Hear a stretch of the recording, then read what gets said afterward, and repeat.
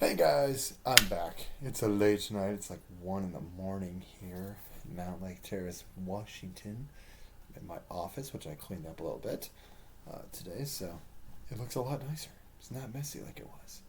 So anyway, I thought just because we haven't put as much content on there, and we're working on getting the podcast thing together, which we'll probably do our first premiere episode next week.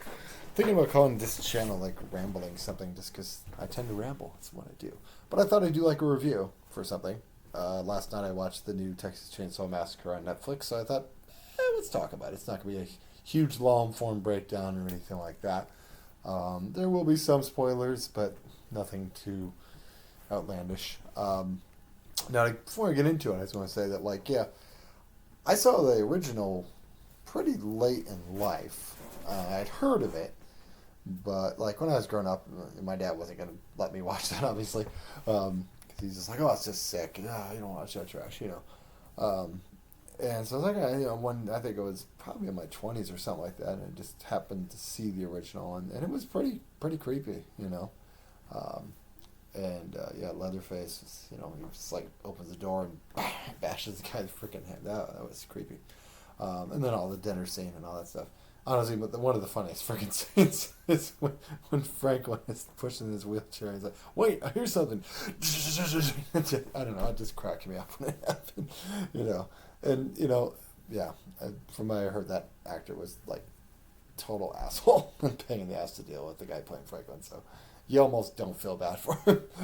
But yeah, and then from then on, I think me and my friend that I worked with, Tim. Um, we would always rent bad horror movies, but we would rent some of the Texas Chainsaw ones. The second one is very entertaining. It's dark comedy, so I'll just give a basic kind of thoughts on all the other franchise ones I've seen. Um, Pretty much a dark comedy, which is what apparently Tobe Hooper intended the first one to be, which I don't really get that. It was just more creepy than anything. Um, but yeah, it's much more dark comedy. It's very entertaining. Dennis Hopper's and Ed and stuff. It's a good one, definitely a good watch. And then there's Leatherface, which is part three, which had a young Viggo Mortensen in it, and it's pretty boring. It's kind of run of the mill. Nothing fantastic about it. Nothing overly awful, but it's not great. Then there's the much heralded Next Generation one, which I read with some friends in high school, and we were just all just like, "What in the hell is going on in this thing?" Um, and yeah, other than Matthew McConaughey being over the top, mildly entertaining, Renee Zellweger's in it. That's about. Other than that, it's pretty bad, and a bad version of Leatherface too. It just whines the whole time. It's really weird. Um, yeah, and then let's see from there. I think it's the remake after that, right? So that the remake is decent. I think it's a decent update. Jessica Biel and stuff, or good old Arlie Ermy, who's always fun. Um, and yeah, so I mean that was an enjoyable one. I saw parts of the prequel beginning, but I never saw it all the way through, so I can't really talk about that one. And then I think after that, what was next? Was it 3D? Oh my god, that was terrible. It's just let's turn him into an anti-hero. That's what we do with a serial killer who cuts people's faces off. Turn him into an anti-hero. Do your thing, cuz that was terrible. I wanted to just like throw the DVD away when I mean I rented it so I couldn't, but that was just terrible. And then there was a Leatherface one, which was another prequel, which was just kind of a guess who's Leatherface, and I never saw it, so I can't really judge it either. But I heard pretty much the premise of it. It was just like, all right. So, this was on Netflix, so I thought, why not? And my whole thing with Texas Chainsaw Massacre is like, really, was there more of a story to tell? At the end of the day, I mean, I get it. Oh, made money. It makes money. It's groundbreaking. Da da da. But I mean, Leatherface is a character. He doesn't talk at all. So I mean, it's kind of like the Michael Myers or Jason thing. But it's not like Michael Myers, at least until the recent stuff. There was that Laurie Strode thing. There was that family connection. With Jason, it was like I'm revenging my mom, and the people like evil campers or But like with Leatherface, he's just kind of a guy who just kills people and puts their skin on his face and eats them. So it's never like been one of those things where like, man, it's a draw, or like, oh, we're gonna get the revenge on that damn Leatherface and his whole family.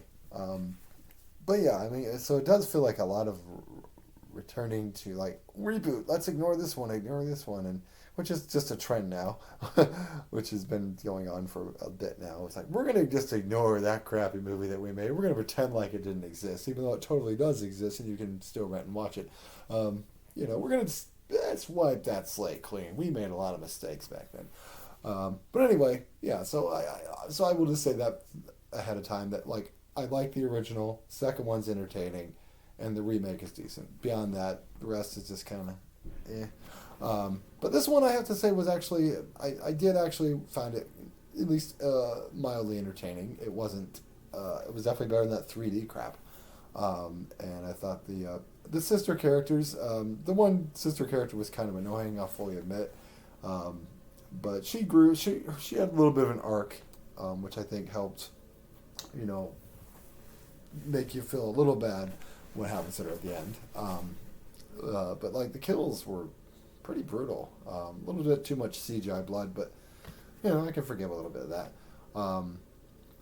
But like the kills are pretty brutal. Like the one thing, the guy just like gets his arm bent back to the point that his elbow breaks, and then he stabs with his. It's like, oh my god, oof.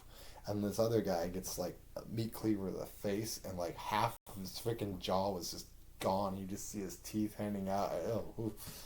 Gruesome.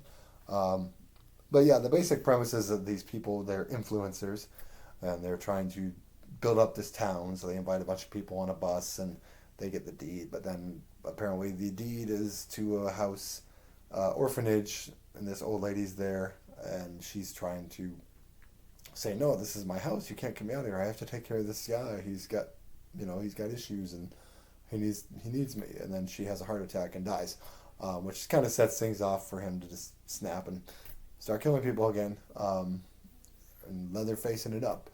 The guy playing Leatherface is pretty decent. He's definitely creepy. The mask is creepy and stuff. Not the creepiest mask they've had, but pretty creepy. And it's some decent, like I said, some decent kills. Some decent humor here and there. One guy tries to, "You're canceled, bro." It's a little social commentary there. But and then the one sister had like survived a school shooting and all that stuff, so that kind of ties in a little bit with the arc and stuff.